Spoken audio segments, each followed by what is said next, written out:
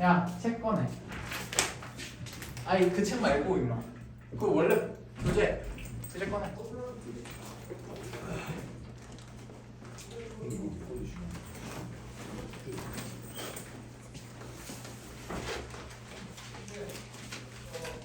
진짜 다시 한번 말하는데 빠지지 마. 빠지지 마. 특히 유승민 임마.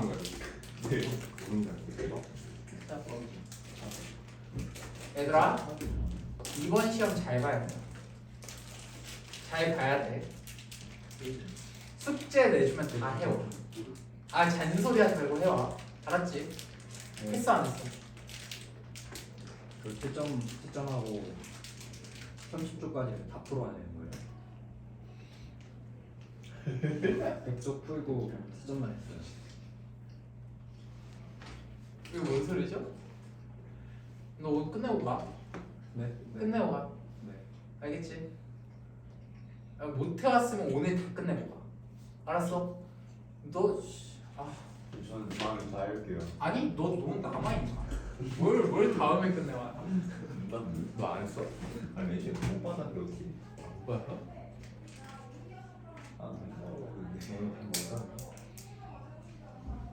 미안해. 그거는 30쪽 다 풀었어. 다 풀지? 다 풀었어. 야, 너 오늘 이거 다 끝내고 가지? 네. 존나 많아. 이제 저 다음 스케줄 있어요. 아, fuck you. 자, 야, 오늘 아니다 뭐. 닥쳐. 그럼 저는 이것도 숙제예요. 오케이. 개 와? 아니요. 뭐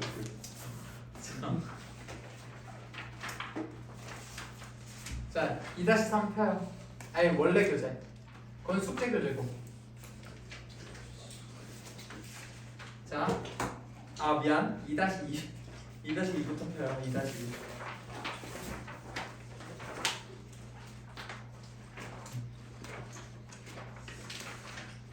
무장포공을 할 때.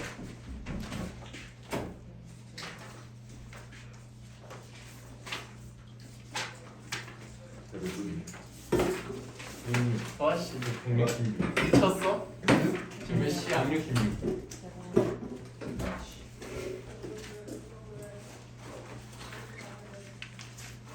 너 숙제 다 했어 안 했어? 적정 기술. 저번에 뜨거운 거예요? 그 두꺼운 거. 그거 다 했어요. 채점도 그때 다 끝내고 고치는 것도 다 했지. 네. 아 맞아 너 그때 다 하고 갔지? 네. 넌 그것도 안 해서 혼났어 오늘. 자 오늘 2-2하고 2-3 할 거야.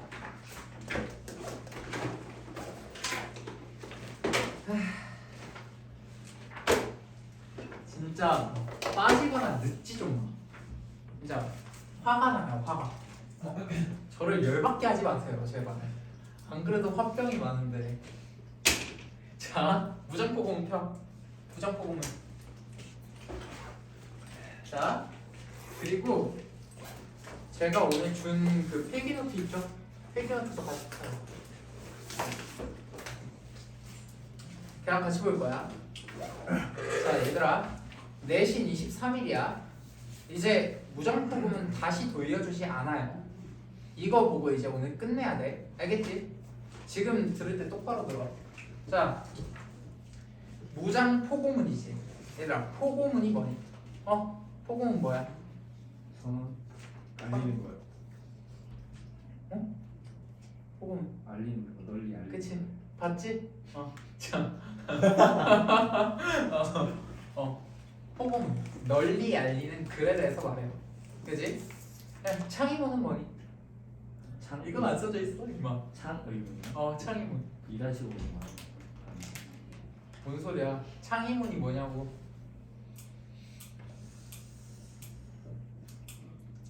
자 너요. 희율이 네? 창의문이 뭐야?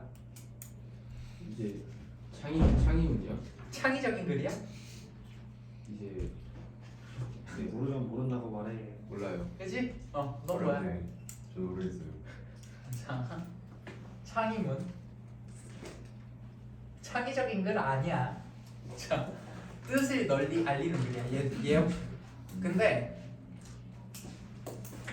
창의문 같은 경우에는 뭔가 하고 싶은 말이 있는 거야. 그리고 그 뜻을 널리 알려서 그 사람들이 참여하게 만드는 글을 창의문이라고 해요. 괜찮죠? 어쨌든 간에 무장포고문이라고 하기도 하고 무장창의문이라고도 한다. 괜찮지? 근데 자, 같이 읽어보죠. 사람을 세상에서 가장 귀하게 여기면 잠깐만요. 왜 이래? 사람을 세상에서 가장 귀하게 여기면 인륜이 있기 때문이며, 얘들아 거기 저 뭐지 해설교과 야 떠들지 마. 네? 해설교과 펴봐. 무장포고문. 네. 떠들지 말라고 임마. 폈어요. 해설교과라고 해. 해설교과. 그러니까. 자, 일단 처음부터 보자. 무장포고문의 갈래부터 알아둬야 돼. 일단 무장포고문의 갈래는 뭐야? 창의문, 포고문, 선언문이야. 창의문, 포고문, 선언문. 그러다 보니까 성격 자체가 현실에 대해서 비판적이에요. 괜찮죠? 근데 이 무장포고문하고 같이 알아둬야 되는 게, 자, 이 단원이 뭐야? 추론적인 이기예요. 추론적인 이기. 근데 필기노트 같이 보면서 따라와. 추론적인 이기는 이것만 기억하면 돼요. 드러나지 않은 정보를 예측한다는 거야. 그지? 드러나지 않은 정보. 그게 뭐가 있냐면, 첫 번째 글쓴이의 의도, 그리고 두 번째 글의 목적이요, 세 번째 숨겨진 주제, 그리고 네 번째 생략된 내용. 이렇게 총 4가지가 있어요. 그러니까 이런 드러나지 않은 정보를 예측해가면서 읽는다가 추론적 읽기의 특징이야. 그지? 그리고 이 추론적 읽기에서 나오는 글이 무장포고문이에요. 자, 근데 처음부터 보죠. 사람은 세상에서 가장 귀하게 여기면 인륜이 있기 때문이며, 군신과 부자를 가장 큰 인륜으로 꼽는데, 임금이 어질고 신하가 충직하며 아비가 자애롭고 아들이 효도를 한 뒤에야 국가를 이루어 끝없는 복록을 불러일으키게 된다 라고 나왔는데, 자, 사람을 세상에서 가장 귀하게 여기면 뭐 때문이야? 인륜이라는 것 때문이야. 그러니까 글쓴이는 요 인륜에 대해서 굉장히 중요하게 봤다고.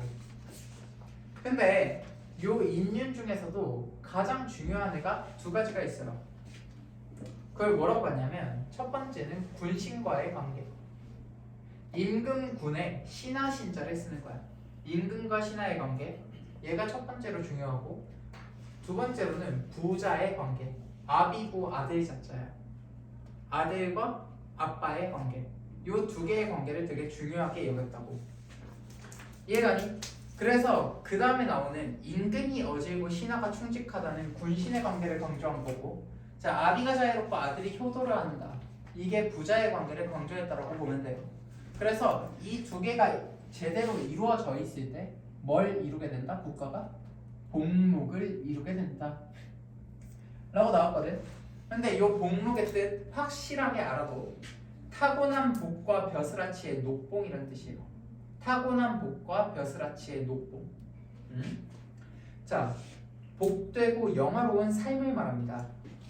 자, 군신과 부자, 요 인륜이 지켜지고 인륜이 전체적으로 지켜졌을 때 요 복록이 지켜진다. 그 대충 영화로운 삶이라는 뜻이라고요.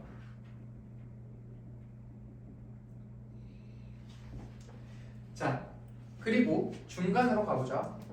지금 우리의 임금은 어질고 효성스럽고 자애로우며 지혜롭고 총명하시다 라고 나오지. 그럼 여기서 알 수 있는 포인트가 하나 있어요. 이거 시험 문제에서 계속 나와. 자, 지금 우리 임금에 대해서 요 말하는 사람, 글쓴이는 좋게 생각해, 안 좋게 생각해? 이게 가장 중요해. 좋게 생각한다고. 얘가 지금 우리 임금은 좋은 거야. 자애롭대잖아. 어질대잖아. 자, 그렇기 때문에 지금 임금은 굿이라고 생각한다고요. 제 필기노트에 써놨죠. 그리고 현량하다라는 표현은 어질고 착하다라는 뜻이에요. 자, 근데 현량하고 정직한 신하가 있어서 이런 어진 임금을 갖다가 잘 보좌에 다스린다면 예전에 훌륭한 임금들의 교화와 치적의 날을 꼽아 기다려도 바랄 수 있을 것이다 라고 나왔어. 자, 일단은 교화가 뭐야? 올바르게 이끈다라고 되어 있죠. 치적이 뭐야? 잘 다스린 업적이나 공적을 말해요. 그렇기 때문에 자, 지금 임금이 좋아. 근데 여기에서 한 가지 조건이 더 필요하다라는 거야. 현량하고 정직한 신하가 잘 보좌해야지만 예전에 훌륭한 임금들처럼 교화와 치적의 날 가능하다라는 거지. 괜찮니? 괜찮아요? 자, 근데 반면에 지금 신하가 된 자들, 이 사람들이 비판의 대상이거든요. 근데 이 신하가 된 자들은 나라에 보답하려는 생각은 아니하고 한갓 장로과 지위를 도둑질해서 임금의 총명을 가리고 아부를 일삼아서 충성스러운 선비의 간언. 얘들아, 간언에다 동그라미 받고 별표 박아. 제가 생각하는 이 단원에서 나올 수 있는 가장 중요한 단어예요. 얘들아, 내가 예측 하나 해볼게요. 무정포고문에서 너네 단어 문제 나올 거야. 단어 문제 나올 거야. 근데 2-2에 나오는 단어들 모조리 암기하세요. 복록이다, 이런 간언이다. 근데 특히나 간언 같은 경우에 되게 나올 확률이 높아요. 우더른이나 임금에게 충고하는 말이라는 거. 오케이? 이걸 요사스러운 말이라고 하고 정직한 사람을 갖다가 도둑놈 새끼라고 한다고. 비도가 도둑놈 새끼란 뜻이에요. 괜찮니? 자, 그리해서 안으로는 나라를 돕는 인재가 없고 바깥으로는 백성을 갈취하는 벼슬아치만이 득실거린다 라고 나오지. 자, 중요한 거. 지금 신하가 된 자들은 어떻게 생각하고 있어? 안 좋다라고 생각하고 있다고. 그지? 근데 이 사람들에 대해서 뭐라고 말하냐면 장록과 지위. 장록이라는 건 관직과 복록이라는 뜻이에요. 복록이라는 건 월급이라고 생각하면 돼. 괜찮지? 자, 이 지위를 도둑질하고 임금의 총명을 가리고 아부 떨며 정직한 사람을 갖다가 도적놈이라고 매도한다고. 이해가? 그게 지금 신하가 된 자들이 보이는 행태라고요. 이거에 대해서 비판하고 있죠. 이해가지? 자, 걔랑 반대로 아부하고 반대되는 말이 뭐야? 충성스러운 선비의 간언이요. 간언. 우더른에게 충고하는 말이 간언이라고 했어. 근데 이러다 보니까 학정, 가혹하고 포악한 정치는 더욱 심해지고요. 군신의 의리, 부자의 윤리, 상하의 구분, 얘들 세 개가 전부 다 인륜이거든요. 인륜이 다 무너져 내린다고. 이게 가장 문제라는 거야. 괜찮지? 그렇기 때문에 군신, 부자 전부 다 박살나고 무너져 내리니까, 자, 그 다음에 관자가 말하기를 하면서 관자의 사례를 들어주고 있어요. 관자는 뭐라고 했냐면 사유, 예의, 염치. 그러니까 단순히 말 그대로야. 예의가 없고 염치가 없으면 나라는 멸망한다 라는 거야. 그러니까 나라를 다스리는데 지켜야 할 4가지의 원칙을 제시한 거거든, 관자라는 애는. 그치? 그게 사유야, 예의, 염치. 근데 얘들이 없으면 나라가 멸망한다라고 생각했다고. 근데 지금의 형세는 예전보다 더욱 심해진 거라고. 어떻게 심해졌냐면 공경대부. 공경대부가 뭐야? 높은 중앙에서 일하는 관리들을 말해요. 공경대부. 기억해. 공경대부는 높은 관리야. 자, 그리고 방백수령은 뭐냐면 지방에 뻗어져 있는 수령 같은 애들, 관리들. 지방 관리라고 생각하면 돼요. 그러니까 공경대부부터 방백수령까지 죄다 국가의 위태로움 따위는 생각하지 않는다고. 이해가지? 지금은 그렇다고. 그리고 벼슬아치를 뽑는 문이 재물을 모으는 길이 되고 과거 보는 장소가 사고 파는 장터가 돼버렸다고. 매간매직의 현장을 비판하고 있는 거예요. 매간매직이 뭐니? 어이 기석이, 매간매직이 뭐야? 매간매직이 뭐야?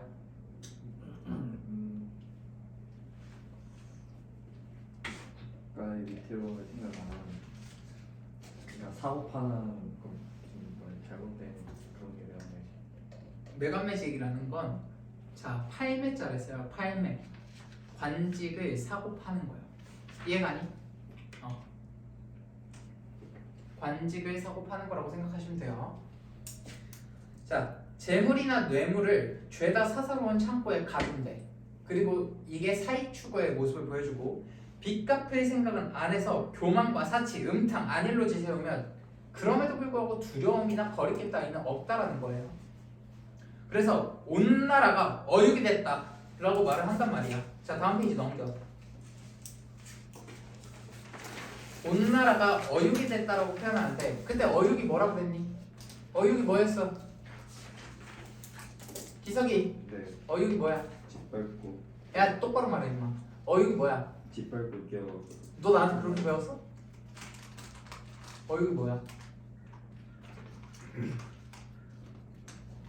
써져 있는 아니야. 어육이 뭐냐고 쌤이 따로 말한 거 말했어. 말했어요. 너 뭐야? 물고기 고기. 그렇지. 물고기 고기. 그래서 물고기 고기를 눌렀을 때 어때 돼? 부스러지지. 아, 그치? 그래가지고 어육이라는 뜻은 짓밟고 으깨어서 아주 결단난 상태를 말한다고. 얘가 그래서 온 나라가 이 새끼들 때문에 죄다 어육, 짓밟고 으깨져서 결단난 상태가 되고 만백성이 도탄에 빠졌다고. 고통스럽고 공궁해졌다는 얘기입니다. 자, 곤궁이라는 표현 기억하세요. 고통스럽고 그러니까 도탄이라는 표현이 고통스럽고 공궁하다라는 표현이에요. 괜찮지? 자, 참고로 빈곤할 곤자에 가난할 공자를 써요. 괜찮지? 가난하다고. 빈곤하고. 자, 그 다음 페이지 필기노트 넘겨.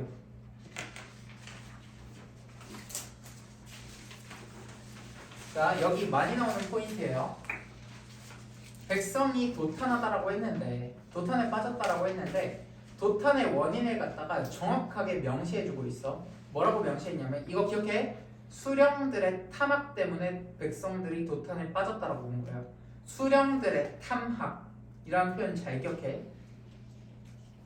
자, 탐학이 뭐냐면 탐욕이 많고 포악하다라는 뜻입니다. 괜찮죠? 그래서 사실 여기에서 쓰인 전개 방식이 있거든. 첫 번째로는 열거가 쓰였어요. 어쩌고 저쩌고 열거가 쓰였고 서리법도 쓰였어요. 공궁치 않으랴 하면서 서리법이 뭐야? 너 서리법 뭐야? 물어보는 거예요. 그래, 물어봐서 어떤 특정한 생각을 강조하는 거예요. 네. 괜찮죠? 자, 그리고 아까 전에 장자 그 관자 하면서 막 관자의 살에 들었던 거 기억나지? 거기에서는 뭐가 쓰인 거야? 인용이 쓰인 거예요. 인용. 오케이? 자, 어쨌든 간에 그 다음에 나오는 말은 그겁니다. 백성은 나라의 근본이다 라고 말해. 근데 백성은 나라의 근본이 뭐였어? 민본주의였죠. 기억나니? 근데 이런 근본이 약해져가지고 근본이 약해졌다는 건 뭐야? 민본주의 사상이 약해진 거라고. 백성이 나라의 근본이라는 사실이 약해지니까 나라가 잔약해졌다고. 잔약하다가 뭐야? 가냘프고 약하다는 뜻이에요. 백성이 나서지 않으니까 약한 거야 라고 하고 있죠. 그래서 보국안민의 계책은 염두에 두지 않고 바깥으로는 고향집을 화려하게 지어. 보국안민이 뭐였어요? 가장 중요한 거였지. 뭐였어? 야, 책 보지 마. 엄마, 책 보지 마. 네. 보지 말라니까? 이미 봤네, 저 새끼. 야, 보국안민이 뭐야? 그 말을 어떻게 하면 네 언어로 풀까 생각 중이었어? 자, 나란 일을 돕고 백성을 눈이 있으면 읽을 수 있죠. 편안하게 하고. 그치? 야, 지킬 보자의 나라 국자, 편안할 안자 백성 민자라고. 네. 얘가 자, 나라를 지키고 백성을 편안하게 한다는 뜻이에요. 도울 보자도 쓰는 거죠. 나라를 돕고 백성을 편안하게 한다. 그래서 보국안민이 필요한데 이 새끼들은 보국안민의 계책은 염두에 두지 않고 바깥으로는 고향집만 화려하게 지어가지고 지 살길에만 골몰하면서 노기가 뭐야? 녹봉과 벼슬자리를 의미하는 거예요. 이런 것들만을 도둑질하니 어찌 옳은 일이라 하겠는가? 서리법 쓰고 있다고. 옳은 일이 아니라는 거죠. 자, 마지막 끝. 우리무리는 여기서 나오는 우리무리는 총 3가지를 말해요. 첫 번째 글쓴이, 두 번째 동학교도, 그리고 마지막 농민들을 말해요. 얘들은 비록 초야의 유민이나 초야가 뭐였니? 시골에 공격한 땅이야. 유민이 뭐야?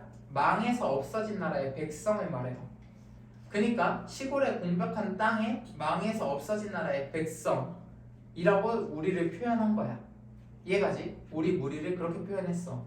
얘랑 반대되는 개념은 초야랑 반대되는 개념은 도성이나 도정이 있었어요. 기억나지? 그렇죠?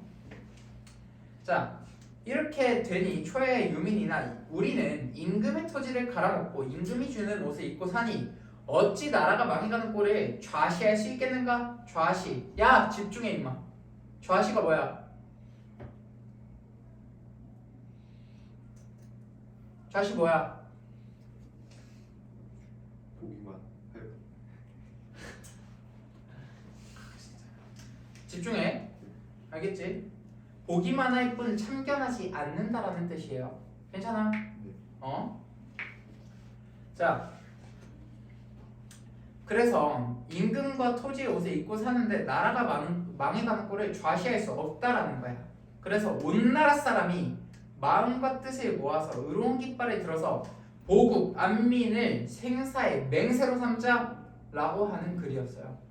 이해가? 자, 보국 안민이 뭐라고? 나라를 돕고 백성을 편안하게 한다고. 이해가? 그쵸? 그렇게 해가지고 무장포 고문은 끝났어. 괜찮니?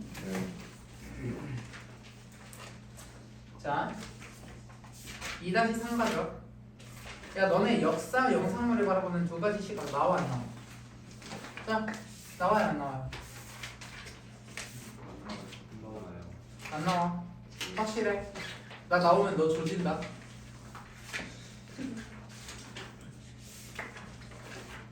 좋아. 나와 안 나와?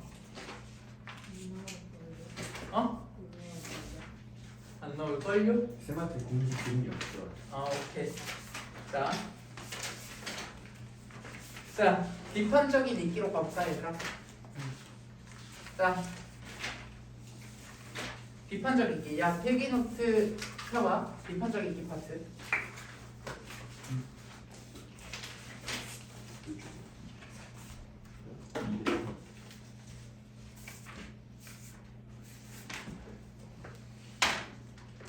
자, 왜 이렇게 안 나와?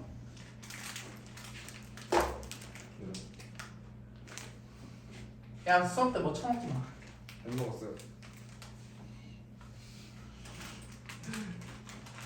야, 니들 혼자 쩝쩝대는 건 괜찮은데 방해하지 말라고. 이해가지? 자, 아씨, 진짜 짜증나네.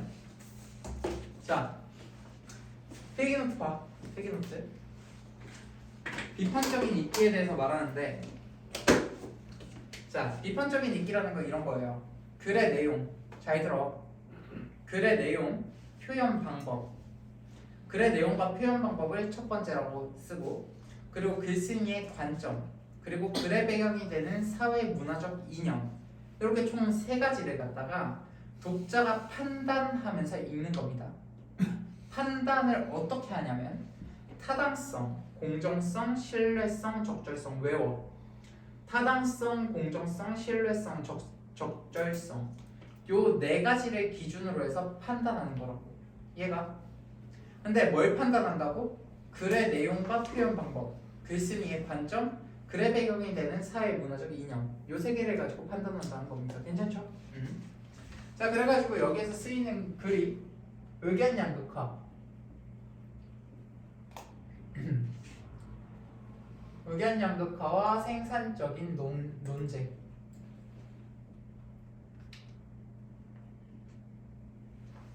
이거 글 쓴 사람이 약간 나랑 이름 비슷하다고. 박선. 저는 상희거든요. 네. 자, 근데 생각해봐 얘들아. 의견 양극화와 생산적인 논쟁이래. 논쟁이지. 그럼 뭐야? 싸우는 글이라고. 싸우는 글. 그러려면 싸우려면 내 주장을 갖다가 강하게 펼쳐야 되는 거지. 그렇지? 그래서 이 글의 특성은 일단 논설문이라는 게 중요해요. 논설문. 이해가? 자, 그 페이지는 해설교과 펴시면 돼요. 논설문. 해설교과랑 같이 볼 거야. 해설교과 펴봐, 다들.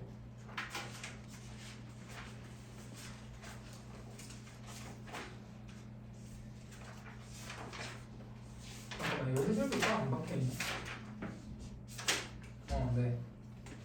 얘들아, 자, 내 주장을 펴는 글이야. 그러다 보니까 얘 성격이 어떨까? 너네 내 주장을 펴려면 그냥 내 말만 할 수 있어? 보통 누군가를 까면서 내 말을 하지 않니? 그치?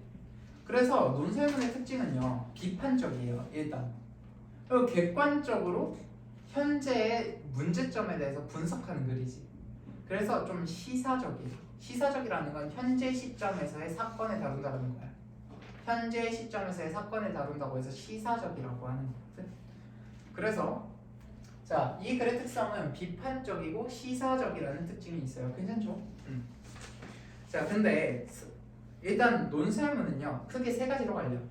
아까는 뭐였어? 처음, 중간, 끝 이러고 나왔었지. 그치? 아까 봤던 무장포고문은 처음, 중간, 끝으로 말했지만 이 글 같은 경우에는 특징이 서론, 본론, 결론 요 형태로 된다고. 왜? 논설문이기 때문에. 이해가지? 자, 의견 양극화와 생산적 논쟁을 보면 일단은 이름부터 한번 볼까? 의견 양극화 생산적 논쟁. 기서가 뭔 글일 것 같니?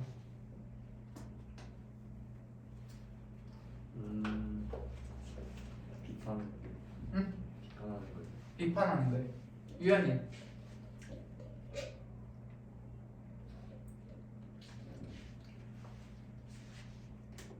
빨리 말해 너. 비판하는 글 같아요. 기울이. 토론이요. 그래. 핵심적이죠. 두 명 얘기가. 비판하는 글, 토론하는 글. 그렇죠? 자, 생각해봐. 서론이야. 논쟁에 대한 우리 사회의 시각이라는 말로 소제목을 일단 말하고 있어. 논쟁을 어떻게 우리 사회가 바라보고 있는가? 자, 소제목의 사용이 가져다주는 역할이 두 가지가 있어요. 첫 번째, 내용을 예고한다는 거. 그리고 핵심을 제시한다는 거. 외워. 내용을 예고하고 핵심을 제시한다는 거. 오케이? 자, 읽어보면 인간은 무리를 지어서 살아가는 존재이다. 무리지어서 사는 인간 사회에서 서로 다른 의견끼리 부딪히는 건 자연스러운 현상이라고요.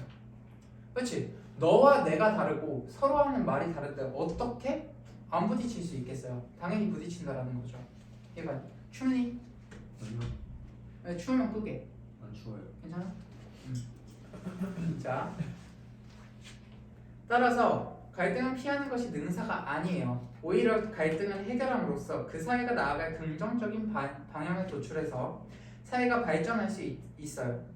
이러한 갈등을 합리적으로 해결하려면 논쟁이라는 도구를 사용해야 돼요. 여기까지를 정리해보면 이래. 얘들아, 인간은 무리지어서 살아가는 존재죠. 그지? 그러다 보니까 의견 충돌이나 갈등이 필연적이라는 거예요. 자, 그래서 갈등을 피하기보다는 어떻게 해야 된다고? 해결하려고 노력해야 된다는 거야. 그래야 사회가 발전한다고. 근데 어떻게 해결할 수 있는데? 라고 물어볼 때 이 말하는 겁니다. 합리적인 해결을 위해서는 논쟁이라는 도구가 필요하다고. 이해가? 그러나 한국인들은 대체로 논쟁을 좋아하지 않는데요. 자신과 생각이 다른 사람들과 부딪히는 건 바람직하지 않고 반대 의견을 내면 갈등 조장한다고 여기는 사람도 많다라는 거죠. 그래서 갈등을 품고 삭히고 드러내지 않아야 그릇이 크다고 여긴대. 근데 생각해보면 이거 약간 맞는 말 아닌가요? 야, 너네 누가 잘못했을 때 조지니 막? 안 친한데 막 조져? 그러지 않죠. 그러니까 니네랑 생각이 다른 사람이 있어.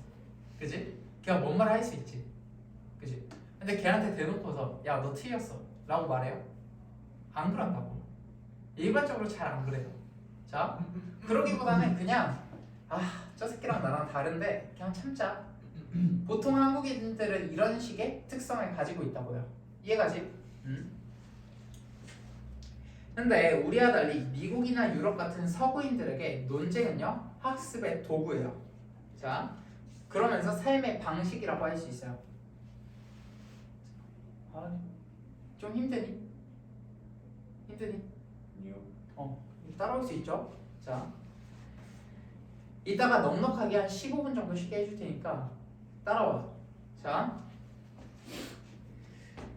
미국이나 유럽 같은 서구인들에게 논쟁은 뭐라고? 학습의 도구라고. 중요해. 학습의 도구이자 삶의 방식이라고. 이해가? 이 말은 뭔 얘기냐면 너네 태어났을 때부터 막 싸우면서 크니? 아, 너넨 안 그러지. 근데 서구인들은 이런다는 거야. 어렸을 때부터 엄마랑 애가 막 토론을 하는 거야. 아, 엄마 이거 좀 틀린 거 아니야? 약간 이렇게 얘기한다는 거지. 그러면서 커온다고. 그러다 보니까 서구인들한테 논쟁은 학습의 도구예요. 그리고 삶을 살아가는 방식이죠. 반면에 한국인들은 논쟁 안 좋아한다고. 논쟁에 대해서 부정적이라고. 이해가지? 그 두 개는 논쟁에 대한 태도의 차이를 보여준다라고 생각하면 돼요. 한국인과 서구인의. 이해가? 네.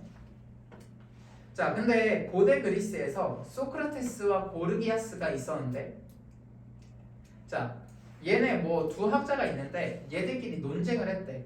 그래가지고 수사학적인 정체성을 탐색했어. 그리고 소크라테스는 그 중에서도 삼파법이라고 불리는 변증법적인 대화를 통해서 진리를 탐구했다라는 거죠. 어쨌든 간에 여기에서 중요한 건 뭐냐면 소크라테스랑 고르기아스가 있는데 얘네 둘이 그냥 논쟁을 통해서 어떤 새로운 걸 탐색했다라는 거. 이해가? 그러니까 논쟁이 중요하다 이딴 말을 하고 있는 거죠. 소크라테스와 고르기아스의 사례를 통해서. 이해가니? 그리고 또 하나는 서구의 정당들을 말했는데 서구의 정당들을 보면 격렬하게 토론한다고. 너 이 새끼 잘못했어 막 이러면서 겁나 얘기한다고. 그러면서 발전해 왔다라는 거야. 그러니까 서구의 정당이나 고대 그리스, 소크라테스, 고르기아스의 사례는 뭘 보여줘? 논쟁의 필요성을 보여주는 장치예요. 괜찮니? 괜찮아요? 자, 여기까지가 서론에 대한 이야기였어요. 그리고 본론 1으로 가죠. 본론 1의 소제목은 이거야. 갈등 해소를 위한 만남과 부딪힘. 벌써 소제목에서 느낌이 빡 오지 않니? 갈등을 해소하려면 만남도 있어야 되고 부딪힘도 있어야 된다라고 본 거예요. 그치? 자, 읽어보면 좋은 논쟁이란 상호 부딪힘이 있는 논쟁을 뜻한다. 자, 좋은 논쟁을 뭐라고 본 거야? 상호 부딪힘이 있는 논쟁이라고 본 거예요. 자, 근데 그러자면 논점이 뭐야? 논쟁에서 핵심이 되는 문제를 말해요. 팽팽하게 부딪혀야 된대요. 서로의 의견이 갈리는 부분이 있겠지. 그지? 그걸 논점이라고 한다고. 근데 이 논점은 마치 싸움터에서 장수들이 겨루듯 자신의 논리로 상대와 맞서 싸워야 된다는 거예요. 그러니까 싸움터에서 장수로 지금 뭘 비유하고 있는 거야? 상호 부딪힘이 있는 논쟁을 비유하고 있는 거예요. 비유법이 사용됐다라는 거. 알겠죠? 별표 박아. 자, 그리고 이걸 한 단계 심화시켜서 뭐라고 하고 있냐면 논쟁이 생산적일 수 있는 이유는 만남과 부딪힘이 존재하기 때문에 그래요 라고 하고 있는 거죠. 괜찮니? 자, 논쟁이란 건 결국에는 싸움이 아니라는 거야. 그리고 자, 넘겨서 논쟁은 싸움같이 보이지만 사실은 뭐라고? 상호 이해의 장이다. 상호는 서로라고 하면 돼. 서로 이해하는 장소이다. 그리고 청중들에게는 즐거움과 교육의 장이다 라고 생각했던 거야. 그러니까 논쟁은 싸움이 아니고 상호 이해의 장이면서 청중들에게는 즐거움과 교육의 장이다 라는 거라고. 괜찮지? 그리고 서로 부딪히는 그 지점을 뭐라고 한다고? 접점이라고 한다고. 그리고 그 접점은 뭐라고 본 거야? 상호 갈등 해소를 위한 개념적인 장소라고 본 거예요. 이 글쓴이는. 오케이? 접점에 갖다 뭐라고 봤다고? 상호의 갈등을 해소하기 위한 개념적인 장소로 봤다고요. 괜찮니? 네. 자, 필기노트 넘어가서 본론 2로 가죠.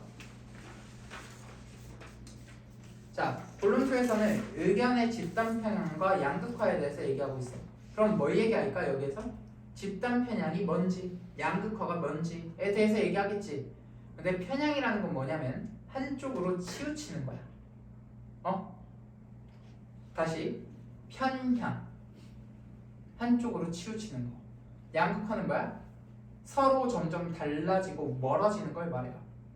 이 두 개 구별을 해야 돼. 편향은 한쪽으로 치우치는 거, 양극화, 양쪽으로 극단화된다고. 이해가지? 네. 자, 그래서 접점에서 만나지 않는 사람들이 있어요. 이 사람들은 보통 논쟁을 싫어하거나 피하는 사람들을 말하거든. 근데 자, 즉 다른 의견을 듣지 않는 사람들은 마치 메아리방에서 살듯. 이거 전부 다 비유법이라고. 비유법. 자, 자신의 소리만 듣고 살 가능성이 크대요. 다른 사람 의견은 듣지를 않으니까. 그쵸?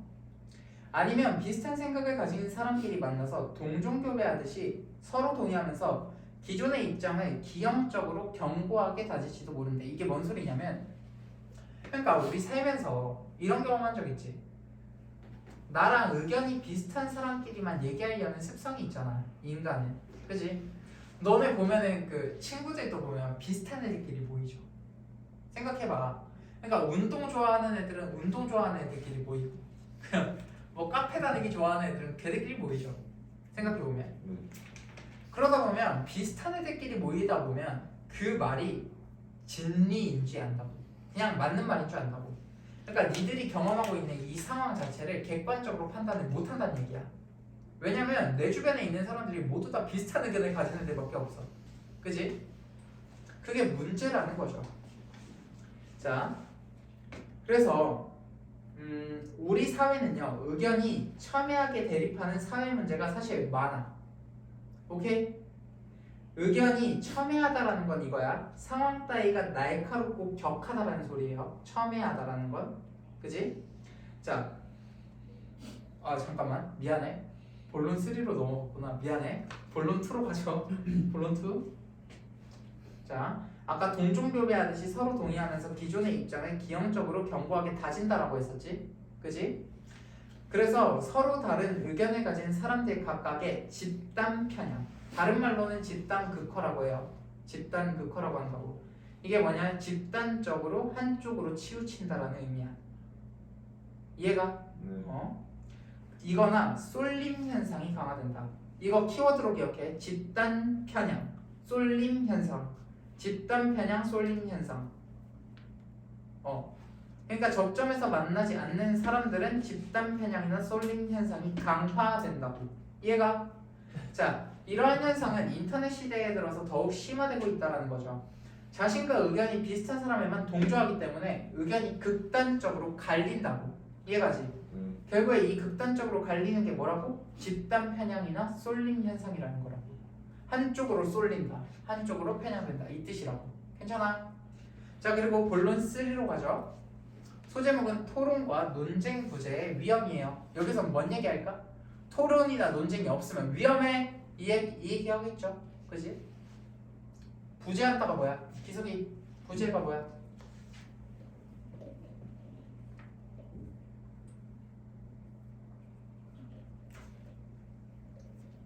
부재한다. 지금 뭔 말인지 알겠는데 부재가 뭐예요? 야, 기울이. 부재가 뭐야? 부재요? 하나는 거? 어? 막 전화할 때 부재 좀 그런 거 아니에요? 승민아, 뭐니? 부재가. 저도 대충은 알겠는데 정확히 말을 못 말해요. 자, 도와요. 부재가 뭐예요? 있는 거 같아요. 그래. 없는 거예요. 없는 거. 알겠죠? 얘들아, 없는 거야. 그러니까 토론이 부재했다는 건 토론이 없다라는 거예요. 괜찮니? 자, 토론이 부재하고, 자, 그러니까 토론과 논쟁 부재의 위험이라는 게 소제목이잖아. 그러니까 토론과 논쟁이 없는 상황이 위험하다라는 걸 전달하는 글이에요. 이 글은. 이해가지?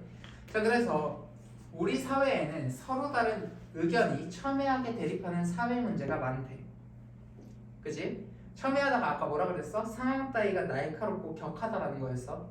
그런 사회 문제가 많은데 논쟁은 그에 비해서 적다라는 거야. 이상하지 않니? 보통 대립적인 사회 문제가 많다면 논쟁이 많아야지 해결이 될 거 아니야.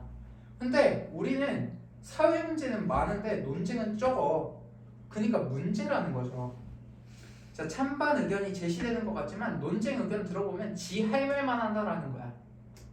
찬성하는 사람은 찬성의 이유를 말하고 반대하는 사람은 반대 이유를 나열하는 수준에만 머무른다는 거죠.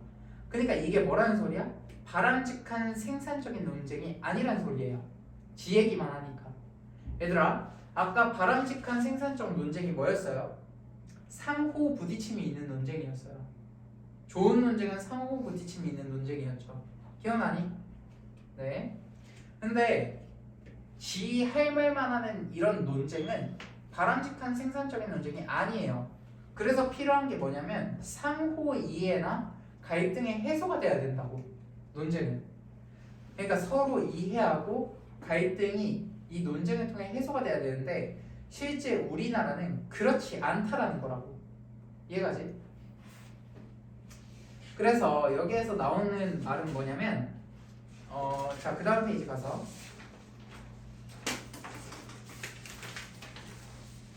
자, 그래서 토론부자 논쟁 불능 사회가 가지고 오는 부작용이 얼마나 큰지는 제대로 인식을 못하고 있다라고 봤어요. 자, 근데 밀이라는 학자가 새롭게 나오거든? 밀. 자, 근데 이 밀이 무슨 얘기를 하냐면 사회에서 널리 통용되는 의견이 있지. 그리고 감정이 있어. 예를 들면 이런 거 있죠. 얘들아. 아이고, 사회에서 널리 통용되는 감정? 뭐가 있을까요? 이거 말 잘해야 되는데. 자, 얘들아. 엄마한테 개기면 안 된다. 사회에서 널리 통용되는 그치?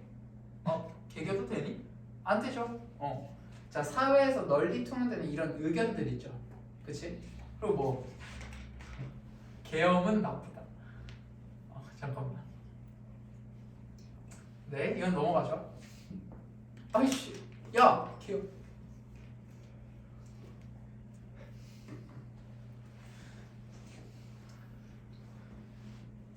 자, 그냥 보죠. 어쨌든 사회에서 널리 통용되는 의견이나 감정이 부리는 횡포가 있다고. 대다수가 야 이거 틀려 라고 막 횡포를 부리죠. 그럼 그하고 다른 말을 하는 이견 제시자. 이견 제시자라는 건 다를 이자에 의견 견자를 써요. 그러니까 다른 의견이라는 뜻이에요. 이견이라는 건. 이해가니? 그래서 이견 제시자. 그러니까 다른 말을 하는 사람을 압박한다고. 이런 압박에 대비해야 된다라고 말해요. 밀은. 오케이? 네. 그래서 밀은요 다수의 의견을 강요하고 조금이라도 다르면 의견을 묵살이 뭐야? 자, 묵살 뜻 뭐예요? 말해봐. 자, 기석이 묵살이 뭐야? 없애는 거요. 뭐 비슷해요. 자, 저 그렇게 생각했어요. 달라 임마. 묵살이요? 네. 조용. 그치. 묵살한다. 자, 침묵한다라는 거예요. 그 의견에 대해서는 듣지 않고 무시한다의 의미가 들어가 있어요. 이해가니? 무시하고 그냥 없애버린다고. 그지? 자, 묵살한다라는 건 그냥 듣지 않는다라는 의미라고 받아들이면 돼요. 조금이라도 다른 의견을 묵살해버리는 사회의 위험성과 폭력성을 경계했어요. 밀은. 오케이? 자, 그래서 그런 사회는 소수의 권익 그리고 소수의 권익이라는 건 권한과 이익이라는 뜻이에요. 권한과 이익. 소수의 권익과 다수를 위해서 합리적인 정책을 만들 수 없다라고 봤어요. 오케이? 당연하겠지, 얘들아. 대부분 사람들이 A가 맞다라고 해서 B를 무시하면 안 되죠. B라는 의견도 있는 거야. 그러니까 서로 비교해가면서 타당한 거를 받아들여야 되는 거죠. 근데 사회 자체가 야, A가 맞아, B는 그냥 무시 라고 하면 전혀 합리적이지 않다라는 거죠. 이해가니? 네. 자, 결론을 보죠. 결론에 이 사람이 진짜 하고 싶은 말을 보통 얘기하죠. 소제목에 의견 스펙트럼의 중간층이 두꺼운 사회에 대해서 말하고 있어. 스펙트럼이라는 건 어떤 현상이 나타나거나 활동이 일어난 범위를 갖다가 말하는 거예요. 이해가지? 근데 얘들아, 의견 스펙트럼이라는 건 자, 어떤 의견이 있어. 자, A라는 의견도 있고 B라는 의견도 있고 C라는 의견도 있고 D라는 의견도 있고 E라는 의견도 있어. 얘는 A라는 의견은 좀 극단적이라고 생각해보자. 어떤 행동을 하면 안 돼! 라고 생각하는 애가 A라고 생각하고 어떤 애들 해도 돼! 하면서 양극단으로 가 있는 애들이 A랑 E라고 생각해보자. 그리고 그 사이에 얘는 애매한데? 이거 조금 해도 될 것 같고 이 부분은 받아들이고 이 부분은 쓰지 말자 라고 하는 친구들도 있을 수 있죠. 그러다 보니까 의견들을 싹 모아봤을 때 이런 극단적인 생각을 하는 애들보다 중간 정도의 생각을 하는 애들이 많을수록 그 사회는 합리적이라고 말해요. 괜찮니? 그래서 그래프를 그려보면 그러니까 이게 낮고 이 중간층이 두꺼운 이런 형태를 가져야 이 사회가 합리적이라고 보는 거예요. 이해가니? 네. 자, 이거 보면 무릇 소통이 그러하듯 논쟁의 출발점도 상대방의 입장을 듣는 데서 시작해요. 당연하겠죠? 자, 상대방의 입장을 듣는 게 뭐야? 논쟁의 스타트라고. 이해가지? 자, 그리고 논쟁의 규칙이 뭐예요? 상대방의 논리에서 허점을 찾아내고 납득할 만한 이유를 제공한다라는 게 방법에 해당돼요. 규칙이라고. 자, 그러자면 어울리기 싫어도 생각이 다른 이들과 대화를 해봐야지. 그리고 그들의 입장도 들어봐야죠, 당연히. 자, 미국의 법학자 선스타인이라는 사람이 있었는데 이 사람은 나는 네 의견에 동의하지 않아! 라고 얘기하지 않는 사람들은 자, 집단의 의견에 동조하거나 강화된 자기 의견 속에 안주해요. 안주 뜻이 뭐니? 눈치 보지 마요. 안주가 뭐야? 네가 생각하는 뜻으로 말해 임마. 저 새끼 진짜.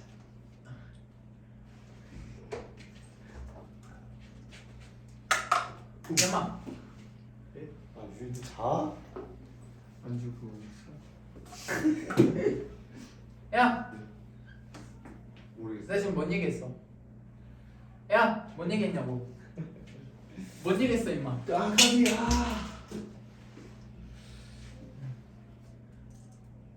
야, 뭔 얘기했어 내가? 안주가 뭔데? 안주가 이제 자지 말라고. 네. 이 모든 놈이 이유가 있네. 이게 몇 개를 가고 있는. 어? 너이씨 똑바로 들어. 똑바로. 야, 네. 내 공부해, 네 공부해. 제 공부. 그래. 똑바로 들으라고. 네. 자, 생각해봐. 논리에서 허점을 찾아내고 납득할 만한 이유를 제공하는 게 논쟁의 규칙이야. 그러자면 어울리기 싫어도 생각이 다른 이들과 대화를 해야죠. 그리고 입장을 들어야 된다고. 그래서 아까 선스타인의 사례가 나오는데 선스타인이 말하는 건 이거예요. 논쟁을 피하는 사람들의 특징이 있다고. 그게 뭐냐면 자기 의견 속에 안주한다는 거야. 안주한다는 뭐냐면요, 벗어나려고 하지 않고 현재의 상황에 그냥 만족한다라는 걸 의미해요. 이해가? 그래서 내 의견 속에만 안주하고, 자, 안주했다가 동그라미 받고 그냥 외워. 현재의 상황에 만족한다라는 뜻이에요. 술 먹을 때 그 안주 말고. 알겠죠? 자, 그래서 자기 합리화나 상호 비방을 한다고. 이게 뭔 소리냐면, 얘들아, 내 의견에 안주, 그러니까 내 의견에만 만족해. 그럼 어떤 상황이 돼? 나 혼자 합리화하겠지. 내가 틀렸을 리가 없어. 난 무조건 맞아 라고 생각하거나, 혹은 상호 비방, 서로 그냥 깐다고. 야, 네가 틀렸어 새끼야 이러고 말한다고. 이해가니? 네. 자, 그지? 네. 자, 이게 부작용이라는 거예요. 자기 합리화나 상호 비방이. 괜찮죠? 자, 그래가지고 얘가 하고 싶은 말은 뭐냐면, 반대 의견을 내고 기꺼이 논쟁하는 사람들이 이러한 상황을 흔들 수 있는 생산적인 논쟁에 나서야 한다 라고 봤어. 자, 다시 반대 의견을 낼 줄 알고 기꺼이 논쟁하는 사람들이 있을 수 있죠. 걔들이 이러한 상황을 흔들 수 있는 생산적인 논쟁을 해야 된다라는 거지. 이해가니? 이해가요? 자, 결국에 논쟁이 활발한 사회에는 의견 스펙트럼의 요 중간층이 크고, 자, 그게 뭐랑 반대되는 개념이야? 의견 스펙트럼의 중간층이 크다라는 건 의견 양극화와 쏠림 현상과는 정확히 반대되는 개념이라고. 의견 양극화나 쏠림 현상은 그래프가 어떻게 나올까? 오슈, 위스럴로 나오겠죠. 이해가 아니? 네. 양 끝단에 있을 테니까. 그러니까 요거보다는 이렇게 중간이 두꺼운 사회가 좋은 사회예요 라고 말하는 거지. 이해가니? 네. 자, 마지막에 오늘날의 한국 사회는 어떠한가? 라고 질문을 남기면서 끝내고 있어요. 근데 얘 가장 중요해. 결론에서 가장 중요한 포인트가 여기에요. 맨 끝에 질문으로 끝냈지. 그러면서 얘의 역할이 두 가지가 있어. 첫 번째는요, 스스로 성찰을 촉구하는 거예요. 그리고 두 번째, 변화를 촉구하는 겁니다. 스스로 성찰 촉구, 변화 촉구. 오케이? 그리고 여기에서 한 가지 단어 짚고 넘어가야 되는데, 횡행하다라는 단어가 있어. 횡행하다. 어디에 있지? 결론 마지막에 극단적인 결정이 횡행하게 된다라는 표현이 있거든. 이거 뜻, 자, 동그라미 받고 별표 박아. 이거 나오면 니들 다 털릴 것 같아. 횡행하다, 정확히 알아둬야 돼. 아무 거리낌 없이 제멋대로 행동하는 걸 횡행하다라고 불러요. 괜찮나요? 자, 이것 뜻 정확히 암기해 두시고, 자, 여기까지 해서 2-3까지 끝냈어요. 괜찮죠? 자, 그럼 다음 주에 뭐 할까? 2-4 일단 하겠죠. 그 수필 지문 기억나지? 그리고 2-5 하겠죠. 그지? 그리고 마지막 뭐 할까? 그 외부 지문. 그쵸? 그 두 개까지 다 끝낼 거예요. 괜찮니? 네. 그렇게 해가지고 마무리 지을 거고, 자, 오늘 숙제 받아보면 알겠지만 생각보다 많아요. 많은데 그것도 양줄인 거야. 양줄인 거라고. 네. 이해가지? 네. 이 정도는 해야지. 내신인데. 그치? 네. 잔말 말고 하세요. 네. 지금 가요? 가겠니? 풀어야지. 자, 너네 지금 풀라고 내가 일부러 일찍 끝낸 거예요. 아, 숙제를. 근데 거리감은 문제가 없다는데요. 뭐? 거리감 문제가 없다는데요. 그게 뭔 소리야?